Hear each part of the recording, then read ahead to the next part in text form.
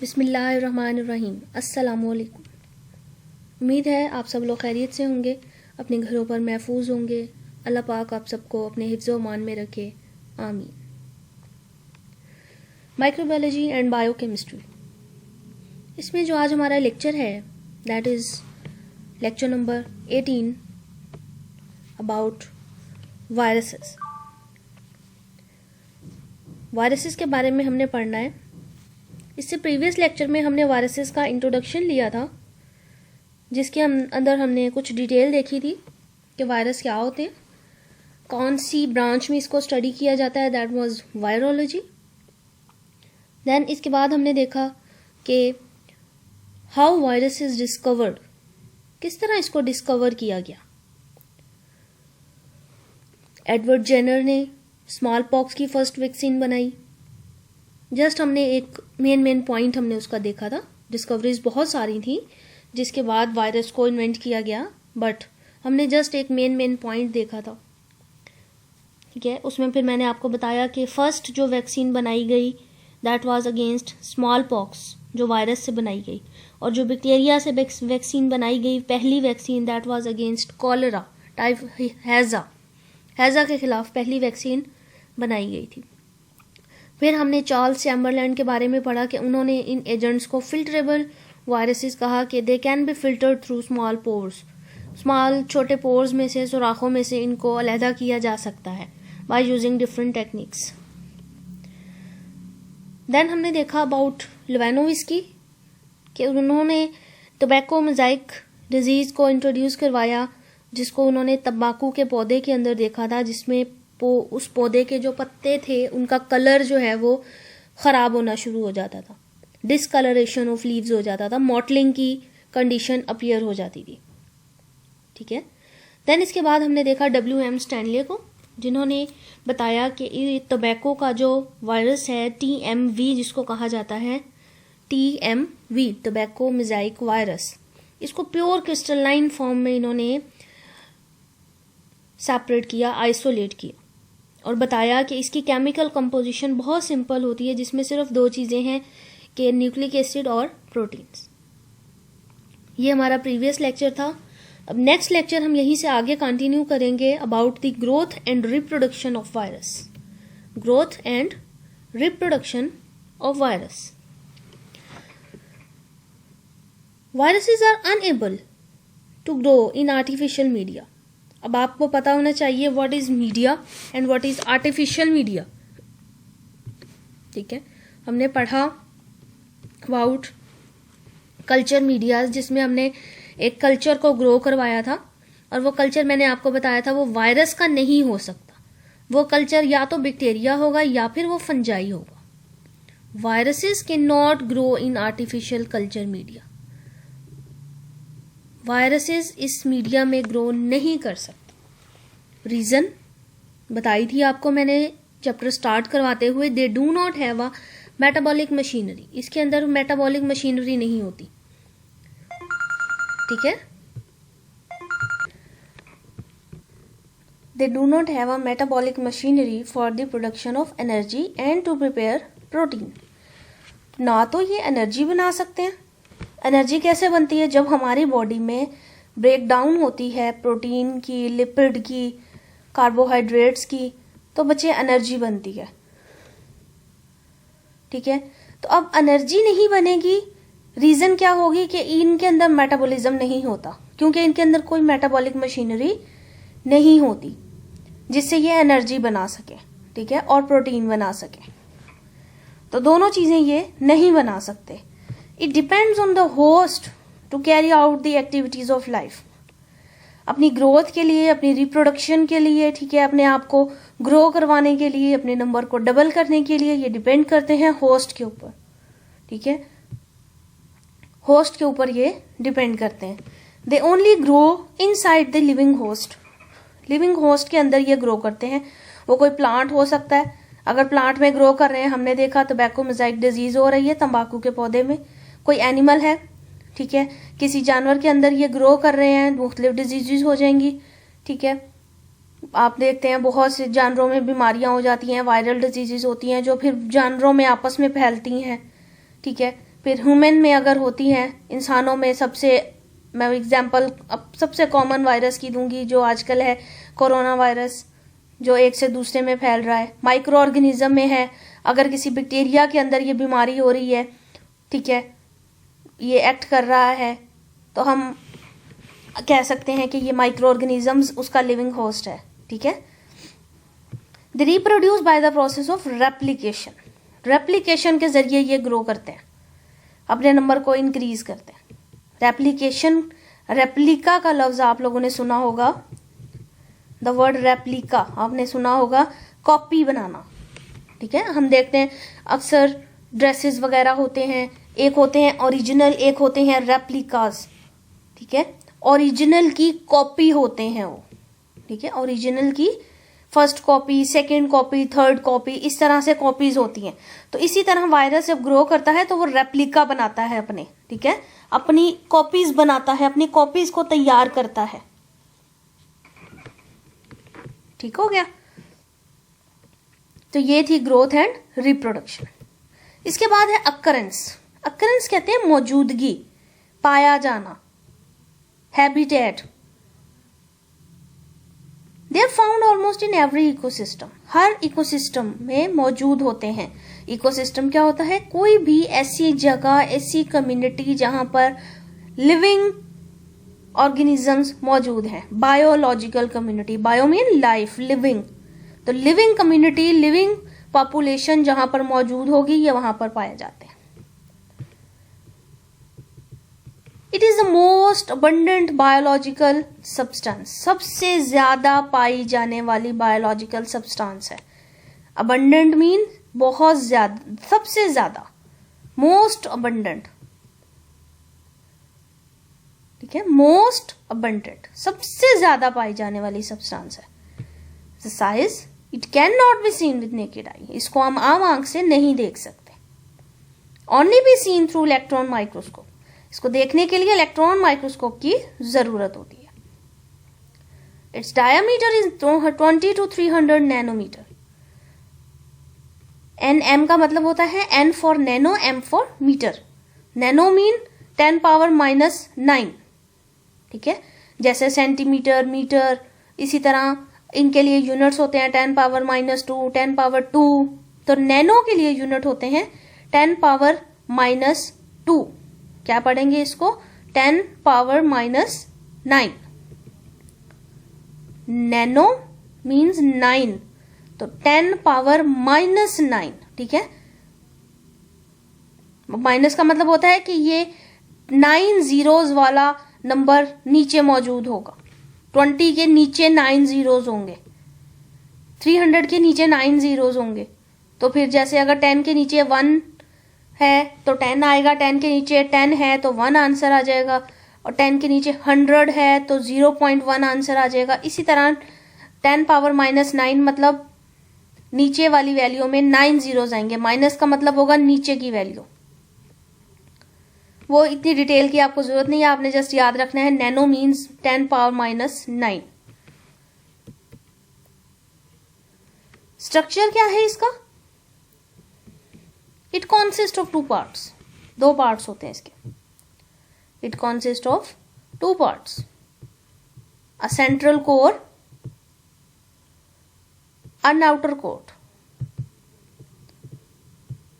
कोई भी चीज है हमारे पास, कोई भी चीज है, उसके दरमियान में जो चीज होगी वो सेंटर कहलाएगी, और उसको हम कोर बोलते हैं। कोर, एक पेंसिल है, पेंसिल का कोर क्या है? जहां पर उसका निब है, जहां उसका जो सिक्का है जिसको आप बोलते हो वो मौजूद है, वो उसका कोर है, ठीक है ना। और जो बाहर वाला आप देखते हो वुड का पोर्शन होगा, दैट वाज कोट, उसकी कवरिंग है जिसने उस सिक्के को अपने अंदर महफूज किया हुआ। इसी तरह वायरस में 2 चीजें होती हैं, एक तो अंदर उसके कोर मौजूद है, कोर, ठीक है, और बाहर उस कोर को महफूज करने के लिए बाहर एक कवरिंग है जिसको कोट कहा है। अब सेंट्रल कोर क्या होता है? It consist of nucleic acid. It consist of nucleic acid. Nucleic acid का दूसरा नाम होता है जीनोम, क्या नाम होता है? जीनोम। जो क्या हो सकता है? विच मे बी अ डीएनए और आरएनए, नॉट बोथ, दोनों नहीं होंगे, या डीएनए होगा या आरएनए होगा। ठीक है, ये मैंने आपको पहले भी बताया था डीएनए और आरएनए में फर्क। डीएनए होगा तो कैसा होगा स्ट्रैंड? हमारे पास डबल स्ट्रैंड होगा इस तरह से, और अगर आरएनए होगा तो सिंपली हमारे पास इस तरह से सिंगल स्ट्रैंड होगा। ये कहाँ मौजूद होगा? इसके अंदर सेंटर में। या तो डबल स्ट्रैंडेड होगा तो डीएनए, सिंगल स्ट्रैंडेड होगा तो आरएनए। तो उसका जीनोम या तो डीएनए होगा या आरएनए होगा, न्यूक्लिक एसिड या डीएनए होगा या आरएनए होगा। अब ये डीएनए और आरएनए जो सेंटर में मौजूद हैं, इसको महफूज किया गया है by a covering, by an outer coat. ठीक है, it is covering, outer coat क्या है? It is the covering that is made up of protein, जो प्रोटीन से बनी हुई है। ठीक है, विच एनक्लोजेज, एनक्लोजेज मतलब बंद करना, अपने अंदर महफूज करना।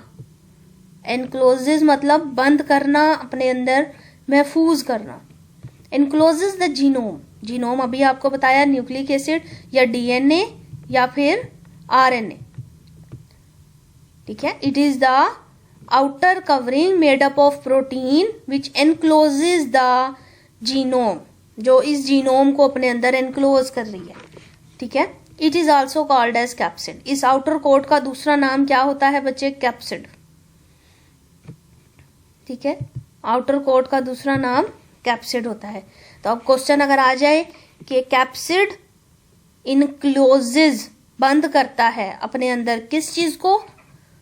क्वेश्चन में स्टेटमेंट हो द कैप्सिड एनक्लोजेज डैश।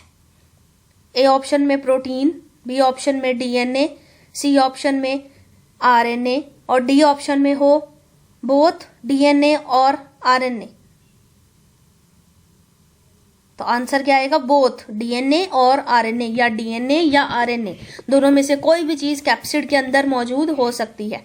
और अगर आए capsid is made up of, तो उसमें आप क्या लिखोगे? Capsid is made up of protein. ठीक है, किससे बना होता है? प्रोटीन से बना होता है। फिर बेसिक स्ट्रक्चर्स ऑफ वायरस है। स्ट्रक्चर ऑफ वायरस, आप ये डायग्राम बनाए, ये वही चीज रिपीट हुई है। कोर न्यूक्लिक एसिड है, कैप्सिड प्रोटीन कोट है जो कोर को सराउंड किए हुए है, कोर के गिर्द सराउंडेड है, मौजूद है। अब ये डायग्राम पे आप गौर करो, दो या ये डायग्राम बना लें या ये बना लें, दोनों एक ही है। ठीक है, बताने का मकसद इसमें क्या है हमारे पास बच्चे, कि सबसे पहले आपने ये बताना है कि इसके अंदर ये जो सेंटर में ये आप देख सकते हो, ये क्या चीज है हमारे पास? Nucleic acid. ठीक है, फिर उसके बाद ये जो आपको ये एक नजर आ रहा है रिंग सा बना हुआ, हेक्सागोनल सा रिंग है, दैट इज प्रोटीन कोट। ठीक है, प्रोटीन कोट, ये दो लेबलिंग हो जाएंगी आउटर कोट के लिए। अब ये आप देख सकते हो, ये सिंगल स्टैंडर्ड है, डबल स्टैंडर्ड नहीं है।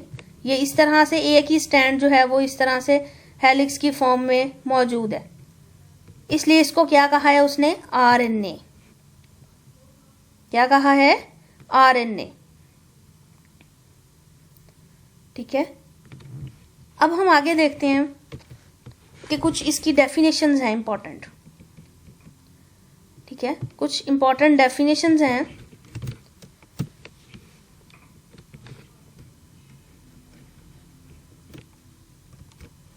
जिसमें सबसे पहली हमारे पास है बच्चे बैक्टीरियोफेज।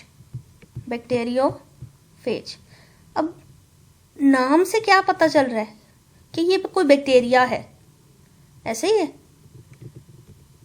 क्योंकि जब आप लोग एमसीक्यूज में देखते हो तो आप क्या करते हो? इसके ऑप्शन में बैक्टीरिया लगाते हो, जो गलत है।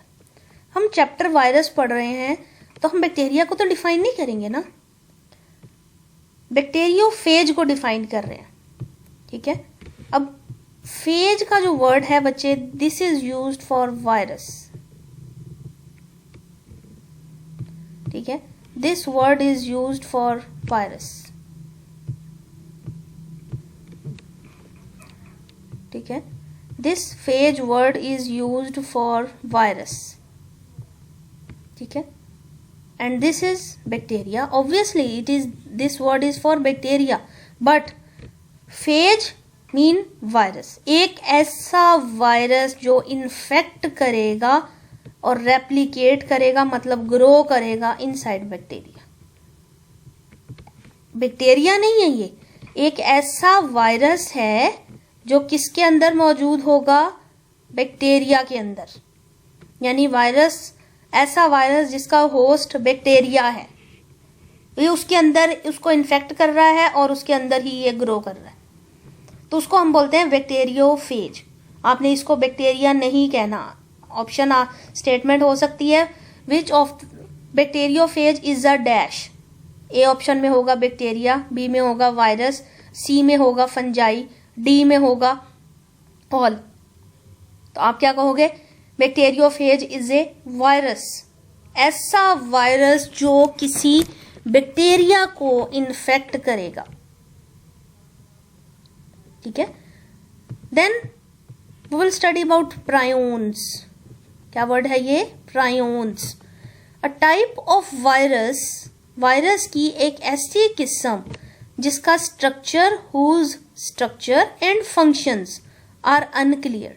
जिसका स्ट्रक्चर और जिसका फंक्शन अनक्लियर होगा, समझ नहीं होगी, उसके स्ट्रक्चर की प्रॉपर पता नहीं होगा.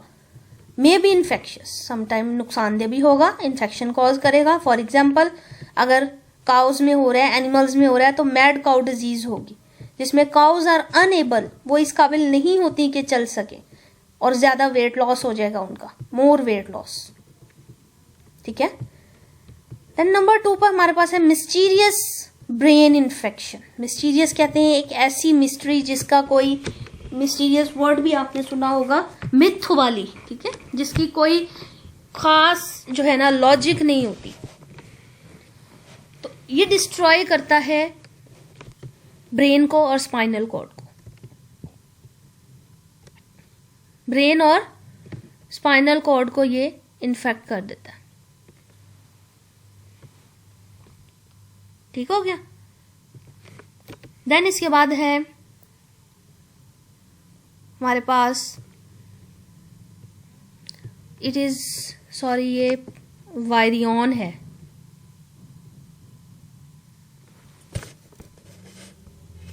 ठीक है, इट्स वायरियन, नॉट प्रायोन. ठीक है, प्रायोन्स हमने कर लिया, it's virions. Structurally complete, matured and infectious virus. Structure complete होगा, क्लियर होगा, मेच्योर होंगे, ये इन्फेक्शियस होंगे, दे आर कॉल्ड वायरियंस.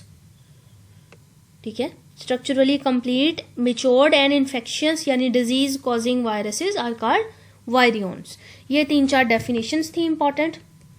ठीक है, अब इसके बाद हम स्टडी करेंगे अबाउट इन्वेलप. कभी नाम सुना है इन्वेलप का आपने? ऑब्वियसली सुना होगा, सबने सुना होगा.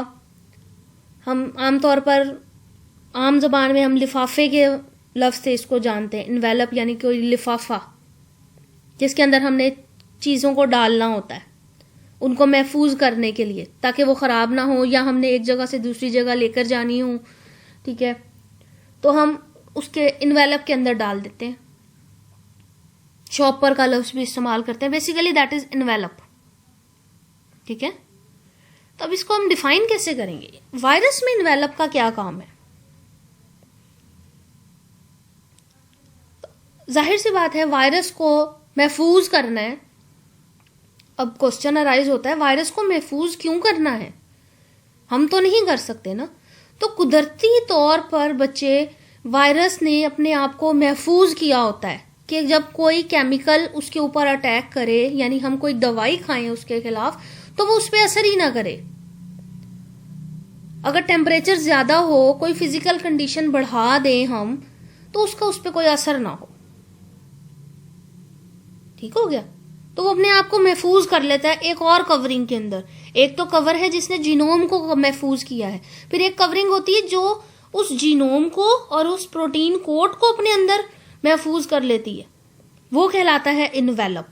यानी एक पूरा वायरस है जिसके अंदर प्रोटीन भी है और उसका प्रोटीन कोट भी है और उस कोट के अंदर उसका जीनोम है. ठीक है, अब उस चीज को और महफूज कर लिया उसने एक और इन्वेलप के अंदर अपने आप को डाल के। डायग्राम अगर आप ये देखें तो आपको नजर आएगा, ये आप देख सकते हो ग्रीन पोर्शन जो आपको नजर आ रहा है, ठीक है, ग्रीन पोर्शन ये सारा जो आपको नजर आ रहा है, दिस इज इन्वेलप, जिसने अंदर वाले सारे वायरस को और महफूज बना दिया और ताकतवर कर दिया, उसको केमिकल से महफूज कर दिया, रेजिस्टेंस पैदा कर दिया उसके अंदर, ठीक है। तो in some viruses the outer coat made up of protein called capsid is further surrounded with a lipid bilayer membrane that also have a protein. Lipid bilayer membrane से कवर होता है, ठीक है, ये आप देख सकते हो, जिसके पास प्रोटीन भी होती है, लिपिड प्लस प्रोटीन दोनों चीजें होती हैं। This lipid and protein structure is called envelope, इसको इन्वेलप बोलते हैं। It is derived from host cell membrane. अब ये जो आउटर कवरिंग है ना, जब ये होस्ट के अंदर जाता है तो उसके अंदर से ये लिपिड को लेता है और प्रोटीन को लेता है और अपने गिरदे को और गिलाफ बना लेता है।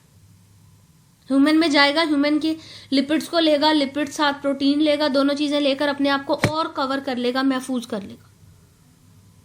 दे play a vital role in viral infection undergoing following steps. कैसे इन्फेक्शन करता है? सबसे पहले सेल के साथ अटैच होता है, फिर एंटर होता है सेल के अंदर, फिर अपना कैप्सिड के अंदर मौजूद जो जेनेटिक मेकअप है, जो जीनोम है, उसको रिलीज कर देता है। रिलीज करने के बाद जाहिर सी बात है, जब जीनोम रिलीज होगा तो उसकी नई कॉपियां तैयार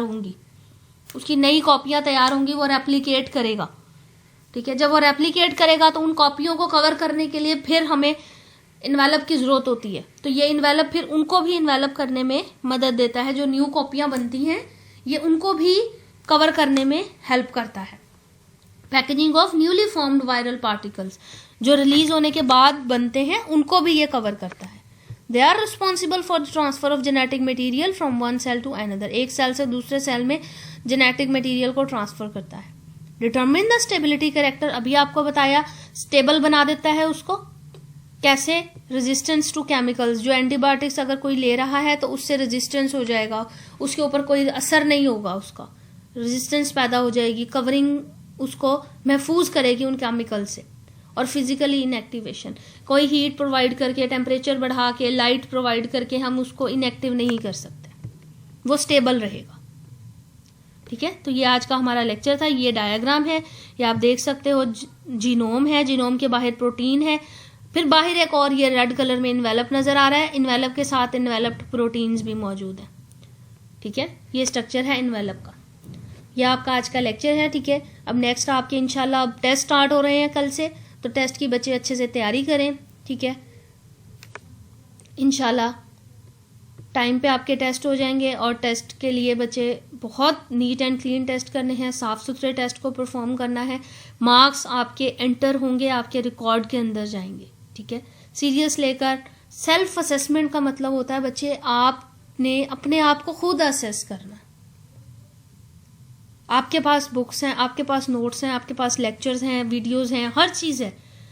आप किसी को हाथ नहीं लगाएंगे, अपने टेस्ट को सॉल्व करेंगे, ईमानदारी के साथ सॉल्व करेंगे, आपको पता चले आप कहां पर स्टैंड करते हैं, ठीक है। ये 12 लेक्चर सुन के, 13 लेक्चर सुन के आप इन 13 लेक्चर में से कितना मटेरियल याद कर पाए हो अब तक, ठीक है। अपनी सेल्फ असेसमेंट करनी है आपने, बहुत ईमानदारी से पेपर को सॉल्व करना है, ठीक है। कोई चीटिंग की जरूरत नहीं है, कोई आपको देखने वाला नहीं है, आप हो या अल्लाह देख रहा है आपको, ठीक है। आपकी ईमानदारी को आपने अपने साथ नाइंसाफी नहीं करनी, ठीक है। Thank you so much and good luck for your test. अल्लाह हाफिज।